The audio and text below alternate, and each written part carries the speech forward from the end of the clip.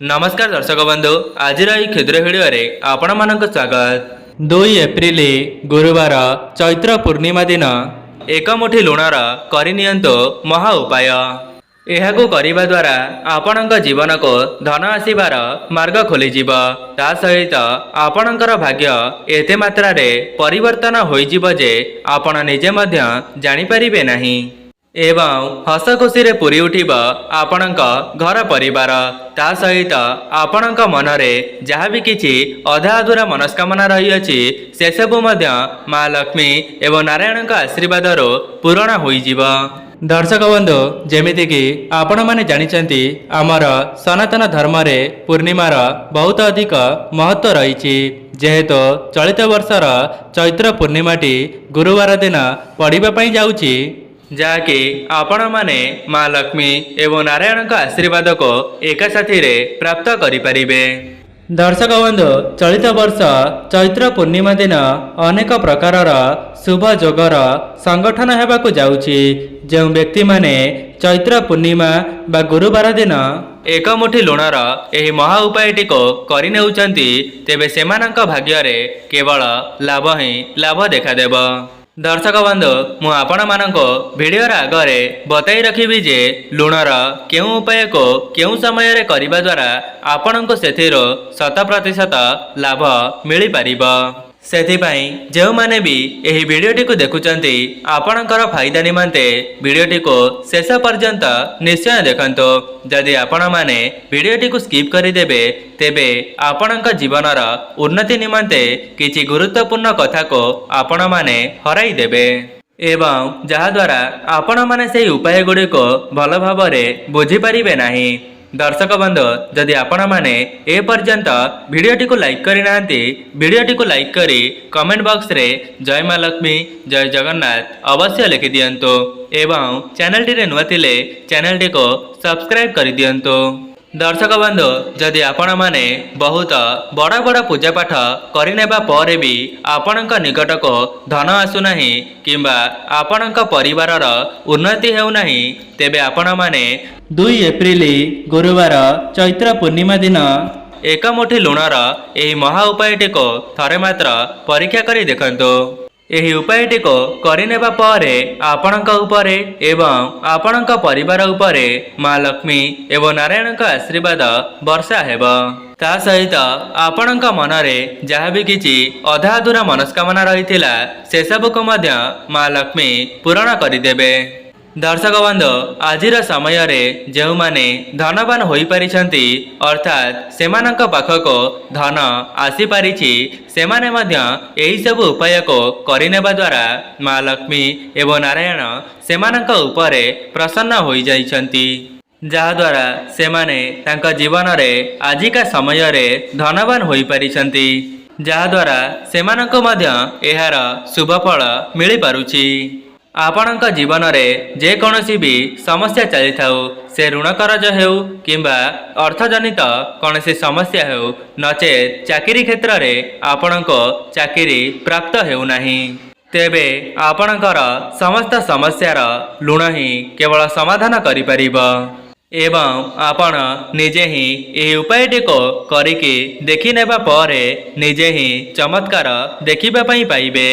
दर्शक बंधु चलित वर्षर चैत्र पूर्णिमाटी गुरुवार दिन पड़ुथिबा कारणरो आपण माने एका साथी रे माँ लक्ष्मी एवं नारायण का आशीर्वाद को प्राप्त करि परिबे एवं आपण माने जानिले आश्चर्य हेबे जे जो व्यक्ति उपरे माँ लक्ष्मी एवं नारायण का आशीर्वाद एका साथी रही जाई थाए से व्यक्ति ता जीवन रे बहुत उन्नति करने सहित ता परिवार को मध्य खुशी रे रखि पारि थाए। दर्शक बंधु एमिति भी किछि लोक अछंती जो माने कठिन परिश्रम करिनेबा परे भी सेमानक परिश्रमर मूल्य मिली पारि नथाए जहा द्वारा सेमाने तांका भाग्य को ही दोष देई थांती। तेबे जो माने भी एही सब समस्यार सामना करूछंती तेबे आपण माने चैत्र पूर्णिमा बा गुरुवार दिन आपणक घरर एही स्थान रे एक मुठी लुण को फिंगी दियंतु। दर्शक बंधु आपण माने जानिछंती आमर सनातन धर्म रे प्रत्येक घरर महिला मानक माँ लक्ष्मी सहित तुलना करा जाइछि एवं घरर महिला माने माँ लक्ष्मींकर अंश बोली मान्यता रही। सेथिपाई जदि आपण माने भी आपणक घरर उन्नति को कराइबा पई चाहुचंती तेबे प्रत्येक महिला माने निजे प्रयास करिबा उचित।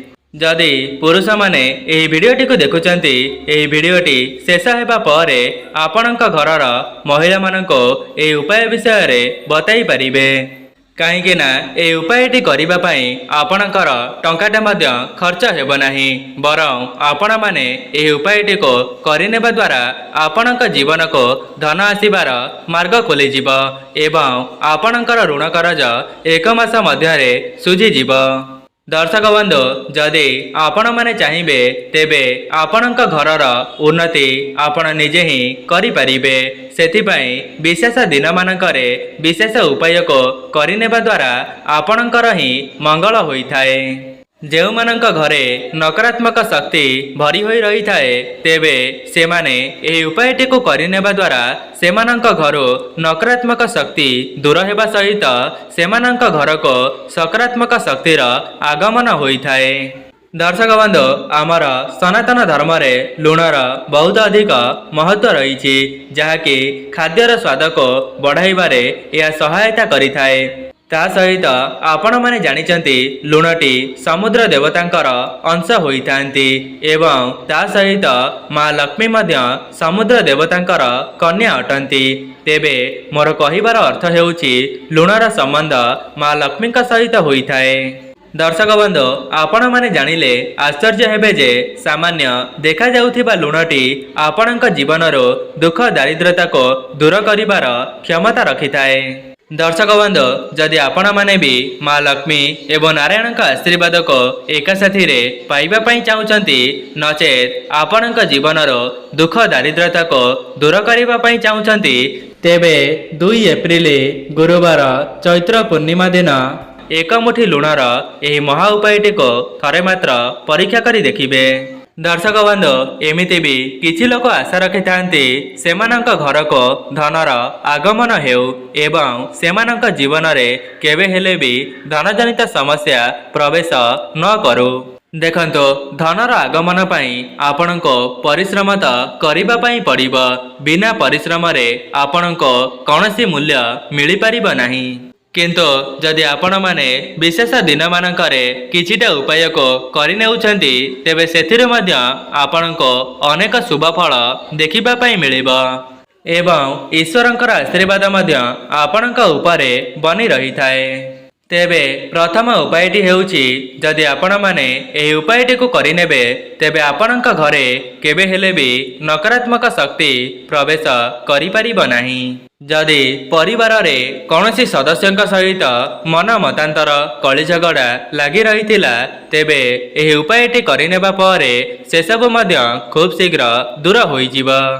तेबे दर्शक बंधु आपण माने चैत्र पूर्णिमार ब्रह्म मुहूर्त ही आपणक सजाटी को त्याग करिदेबे। एहा परे आपणकर स्नान आदि कार्य समापन करिबा परे आपणक घरर पोछा लगाइबे एवं सेही पोछा जल रे किछि लुण को पकाई देबे एवं सेही लुण पानी को आपणक घरर चतुर्पार्श्व रे पोछा लगाइबे। जदि गुरुवार चैत्र पूर्णिमार ब्रह्म मुहूर्त ही आपण माने ए उपायटी को करि नेउछंती तेबे आपणक घरे जहाँ भी किछि नकारात्मक शक्ति वास करुथिबा से सब तुरंत ही दूर हेबा सहित आपणक घर को सकारात्मक शक्तिर आगमन हेबा। दर्शक बंधु केवल गुरुवार को छाड़ीदेले जदि आपण माने ए उपायटी को प्रत्येक दिन करुछंती तेबे सेथिरु आपणको शुभाशुभ फल खूब शीघ्र देखिबा पई मिलिबा। दर्शक बंधु जदि आपण माने कौनसी क्षेत्र रे हाथ देले सेथिरु आपणको असफलतार सामना करिबा पई पड़ुछि नचेत चाकरी क्षेत्र रे आपणको नूतन चाकरीटीए मिली पारु नाही किंबा आपणक व्यापार वाणिज्य क्षेत्र रे उन्नति करि पारु नाहंती तेबे आपण माने चैत्र पूर्णिमा दिन लुणर एही चमत्कारी उपायटी को थरे मात्र परीक्षा करि देखंतु। तेबे आपण माने गोटिए धला रंगर कपड़ा को आनंतु एवं चैत्र पूर्णिमार संध्या समय रे ଆପଣଙ୍କ ଘରର ଠାକୁର ଘରେ ସେହି ଧଳା କପଡ଼ାଟିକୁ ବିଛାଇ ଦିଅନ୍ତୁ ଏବଂ ସେହି ଧଳା କପଡ଼ା ଉପରେ ଏକ ମୁଠି ଲୁଣକୁ ରଖିଦେଇ ତାହାର ଗୋଟିଏ ପୁଟୁଳିକୁ ପ୍ରସ୍ତୁତ କରନ୍ତୁ ଏବଂ ସେହି ପୁଟୁଳିଟିକୁ ମା ଲକ୍ଷ୍ମୀଙ୍କ ନିକଟରେ ଛୁଆଇଁ ଦେଇ ସେହି ପୁଟୁଳିଟିକୁ ନେଇ ଆପଣଙ୍କ ଘରର ଧନ ରଖୁଥିବା ସ୍ଥାନରେ ରଖିଦିଅନ୍ତୁ। ଦେଖିବେ ଆପଣମାନେ ଏହି ଉପାୟଟି କରିନେବା ଦ୍ୱାରା ଆପଣଙ୍କ ଘରକୁ ମା ଲକ୍ଷ୍ମୀଙ୍କର ଆଗମନ ହେବ, ତା ସହିତ ଆପଣଙ୍କ ଧନରେ ମଧ୍ୟ ବୃଦ୍ଧି ଘଟିବ। ଦର୍ଶକ ବନ୍ଧୁ, ଲୁଣର ଏତେ ମାତ୍ରାରେ ଚମତ୍କାରୀ ଶକ୍ତି ରହିଛି ଯେ ଏହି ଉପାୟଟି କରିନେବା ପରେ ଯେଉଁମାନେ ନୂତନ ଚାକିରିର ସନ୍ଧାନରେ ଥିଲେ ସେମାନଙ୍କୁ ମଧ୍ୟ ସେମାନଙ୍କ ମନ ମୁତାବକ ଚାକିରିଟିଏ ମିଳିଯିବ। ଯେଉଁମାନଙ୍କର ବ୍ୟାପାର ବାଣିଜ୍ୟ ରହିଛି, ଯଦି ଆପଣଙ୍କୁ ସେଥିରୁ ଲାଭ ଫଳ ମିଳିପାରୁନଥିଲା ତେବେ ଏହି ଉପାୟଟି କରିନେବା ପରେ ସେଥିରୁ ମଧ୍ୟ ଆପଣମାନଙ୍କୁ ଲାଭ ଦେଖିବା ପାଇଁ ମିଳିବ। ସେଥିପାଇଁ ଆପଣମାନେ ସେହି ପୁଟୁଳିଟିକୁ ଆଣି ଆପଣଙ୍କର ବ୍ୟାପାର ବାଣିଜ୍ୟ କ୍ଷେତ୍ରରେ ରଖିଦେବେ। କେବଳ ଏତିକି କରିନେବା ଦ୍ୱାରା ଆପଣଙ୍କ ବ୍ୟାପାରରେ ଉନ୍ନତି ଘଟିବ। ତେବେ ଯେଉଁମାନେ ବି ଏହି ଭିଡ଼ିଓଟିକୁ ଦେଖୁଛନ୍ତି ତେବେ ଆପଣମାନେ ଚୈତ୍ର ପୂର୍ଣ୍ଣିମା ଦିନ ଏହି ମହା ଉପାୟଟିକୁ ଥରେ ମାତ୍ର ପରୀକ୍ଷା କରି ଦେଖନ୍ତୁ। ଯଦି ଆପଣଙ୍କର ଏହି ଉପାୟଟି କରିନେବା ଦ୍ୱାରା ମା ଲକ୍ଷ୍ମୀ ଏବଂ ନାରାୟଣ ପ୍ରସନ୍ନ ହୋଇଯାଆନ୍ତି ତେବେ ଆପଣଙ୍କ ଜୀବନର ସମସ୍ତ ଦୁଃଖ ଦାରିଦ୍ର୍ୟତାକୁ ଖୁବ୍ ଶୀଘ୍ର ଦୂର କରିଦେବେ। ଯେଉଁମାନଙ୍କର ଆର୍ଥିକ ପରିସ୍ଥିତି ବିଗିଡ଼ି ଯାଇଥିଲା ତେବେ ସେମାନଙ୍କର ଆର୍ଥିକ ସ୍ଥିତି ମଧ୍ୟ ସୁଦୃଢ଼ ହୋଇଯିବ। ତା ସହିତ ସେମାନଙ୍କ ପରିବାର ଉପରେ ମା ଲକ୍ଷ୍ମୀ ଏବଂ ନାରାୟଣଙ୍କ ଆଶୀର୍ବାଦ ମଧ୍ୟ ସଦାସର୍ବଦା ରହିବ।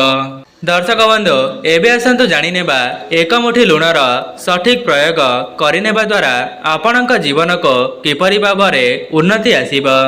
ଯଦି ଆପଣଙ୍କର ପଇସା କିଛି ଫସି ଯାଇଥିଲା କିମ୍ବା ଆପଣଙ୍କ ନିକଟକୁ ଧନ ଆସୁନଥିଲା ତେବେ ଉପାୟଟି କରିନେବା ପରେ ଧନ ଆପଣଙ୍କ ନିକଟକୁ ଆକର୍ଷିତ ହୋଇ ଆସିବ ଏବଂ ଆପଣଙ୍କର ପଇସା ଚିନ୍ତା ସବୁଦିନ ପାଇଁ ଦୂର ହୋଇଯିବ।